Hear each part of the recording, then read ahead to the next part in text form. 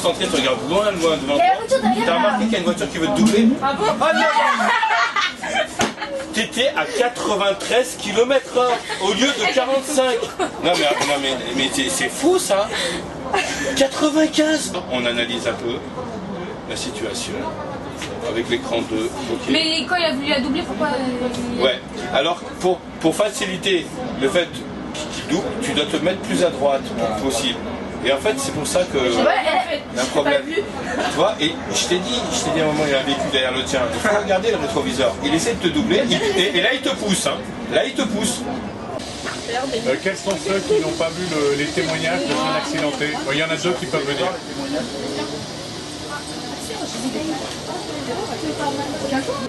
L'association que je représente dans le département milite depuis une 60aine d'années pour réduire le nombre et la gravité des accidents de la circulation routière. Alors nos actions, comme le nom l'indique, nous sommes la prévention routière, donc nous intervenons dans le cadre préventif, au départ dans les milieux scolaires. Nous démarrons dès les classes primaires, nous poursuivons dans les collèges en secondaire, ensuite dans les lycées, pour terminer dans les universités.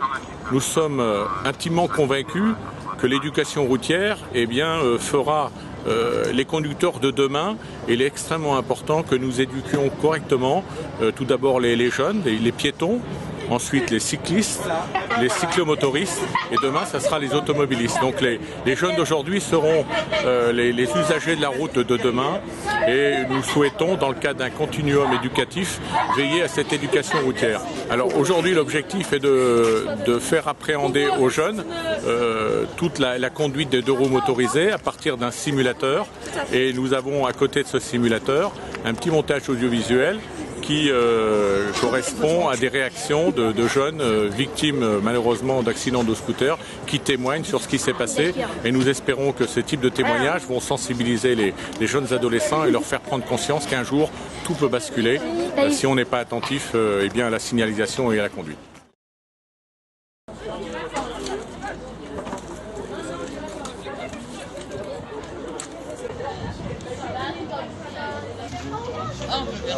Ouais, tu peux faire ça dans la SOS. Bonjour. On engage 50 000 plus un mur, plus voilà. Il y a d'autres conséquences. Et après, on porte secours si on connaît les gestes de premier secours. Parce qu'il y en a parmi vous qui sont formés aux gestes de premier secours. Mon père, il est formé? Oula, il y en a pas vous qui ont passé le diplôme de secouriste? Non. Non? D'accord, ouais, très bien. Bah, si vous ne savez pas faire de gestes de premier secours, il vaut mieux rien faire. Voilà. Il vaut mieux laisser les personnes qui savent, les professionnels de santé, laisser faire les gestes nécessaires. Faites une bonne alerte. Faut le laisser ou au pire au téléphone le SAMU ou les pompiers pour vous dire les gestes qui sont en général assez faciles à faire. Voilà. Sur un motard, qu'est-ce qui est très important de ne pas faire en général? De le bouger, de le bouger. Voilà, on bouge surtout pas un moteur, on lui dit pas de se relever, pas de bouger, que dalle, rien. Il peut se casser le cou aussi, le comme je vous ai dit, même la nuque. L'autoroute, on le laisse au milieu de l'autoroute, on mettrait une voiture en travers de la voie. On va essayer de prévenir, d'expliquer que effectivement il y a quelqu'un de l'autoroute qui va réduire le risque. Voilà, vous allez baliser, vous allez, comme vous pouvez, prévenir les gens. Voilà, mais en aucun cas on bouge ce moteur. Ouais. Donc le casque très important, et pas bouger la tête de la victime, hein, comme je l'ai dit tout à l'heure, risque de paraplégie, handicapé à vie, fauteuil roulant. Voilà, donc il faudra éviter d'avoir ça sur la conscience, voilà. Faut le dire aux gens autour. Question? Ouais. Et si par exemple on peut pas appeler pour des raisons, s'il n'y a pas de réseau ou si on n'a pas de... Alors, des bornes SOS. Il faut savoir que sur le réseau route, je parle pour le réseau autoroutier, vous avez les bornes de secours, vous savez les bornes oranges là qu'on trouve.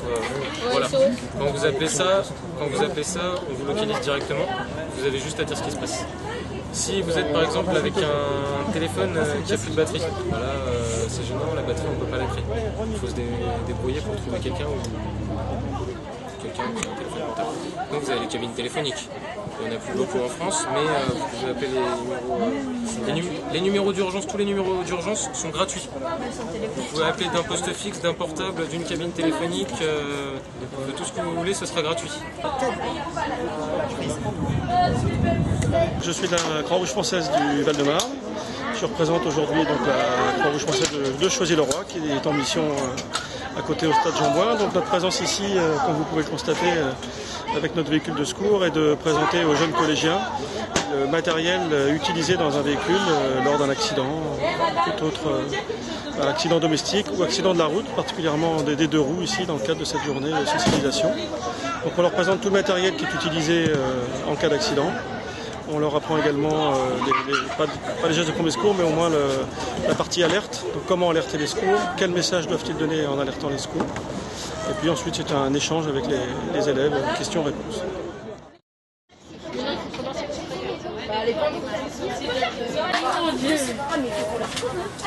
Non, c'est question. C'est la 2. C'est la 2. Bon, bah, non,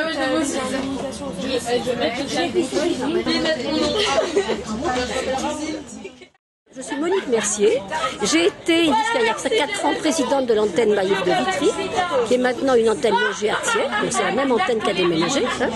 J'ai travaillé ici, mais dans l'autre côté du parc de Choisy, d'autrefois avec des enfants, en atelier vélo en ville et en atelier gymkhana. Donc je connais bien le coin ici. Et c'est vrai qu'on essaie de toucher un maximum d'enfants à travers les écoles ou la demande des instituteurs, de façon à les prémunir contre les risques, aussi bien domestiques que routiers. De façon à éviter au maximum que les enfants se blessent, qu'il y ait une souffrance, qu'il y ait une dégradation, et en même temps on fait une éducation parce qu'on s'aperçoit que dans la société actuelle, le code de la route fait partie des nécessités qui sont un petit peu oubliées, y compris par les adultes. Donc à travers les enfants, il nous arrive de faire la formation des parents sur le code de la route. Donc aujourd'hui, les élèves remplissent un questionnaire. Voilà, c'est un quiz uniquement, avec c'est vrai, c'est faux, de façon à apprendre effectivement quelles sont les règles, y compris par exemple le taux d'alcoolémie, y compris par rapport aux enfants qui apprennent à conduire sur un mob, quel est la cylindrée pour qu'ils aient le droit de rouler sans permis, dans la progression gouvernement vers le BSR, qui a été institué il y a déjà maintenant 10 ans, et puis de façon à ce qu'ils sachent qu'on ne peut pas, par exemple, impunément bricoler un petit scout pour en faire un gros.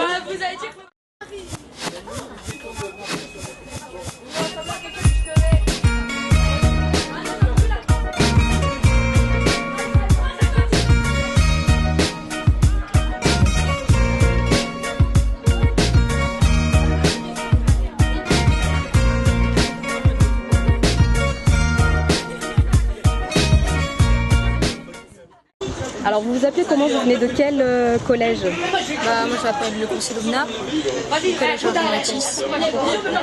Et quoi? Amitouche Senia, je viens du collège Henri Matisse. D'accord, alors qu'est-ce que vous avez appris aujourd'hui? Que sur la route en scooter il faut être vigilant à tout, à chaque moment de détail, les panneaux, aussi les premiers secours qu'il faut faire quand il y a un accident scooter. Ouais, la même chose, qu'il faut appeler si on voit un blessé. Là on a appris plus de choses.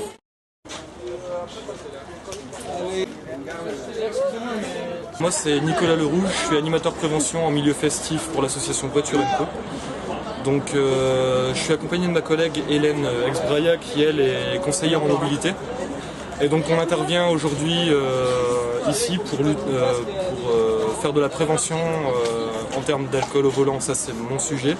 Et le sujet de ma collègue c'est l'écomobilité. Autrement dit, elle sensibilise les jeunes à un déplacement plus économique et plus écologique. J'ai vu tout à l'heure vous distribuer des C'était le test chimique à usage unique. On leur apprend à s'en servir parce que 90% des gens pensent qu'il suffit de souffler dans le ballon et que ça se fait comme par magie, alors que quelques manipulations sont nécessaires pour un test optimal en fait. Ça sort un peu du cadre scolaire. Ça sort un peu du cadre scolaire, ce qui leur permet d'assimiler et d'enregistrer plus facilement les informations qu'on leur donne. Vous avez fait combien d'ateliers? 3 ateliers, d'accord. Donc ici c'est l'atelier angle mort.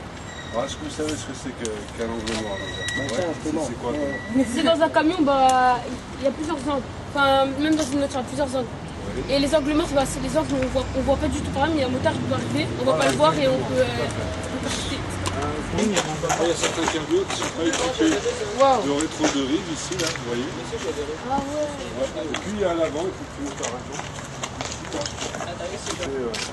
Avant 2016, ils ne sont pas équipés de surrétro. Donc dès lors que la personne fait moins d'1,80 m, si vous traversez ici trop près du camion par exemple, vous risquez de ne pas être vu par le conducteur.